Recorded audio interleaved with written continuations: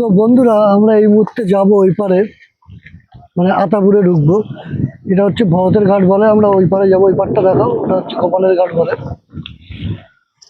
তো মানে এখান থেকে খেয়া পারাবারটা খুব কম চলে, খুব ধীর গতিতে খেয়া পারাবার চলে। সারাদিনে খুব অল্প খেয়া পাওয়া যায়।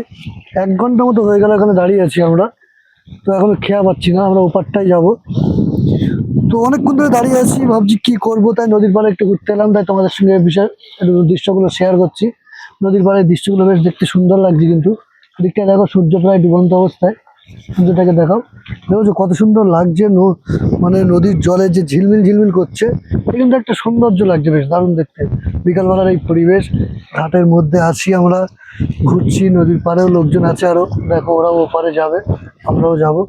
এই জন্য কিছু তো করার নেই, বোট না হলে যেতে পারবো না, নদী পার হওয়াটা অসম্ভব। সেই জন্য আমরা এখানে ওয়েট করছি, দেখা যাক কখন বোট আসে। তো টাটা।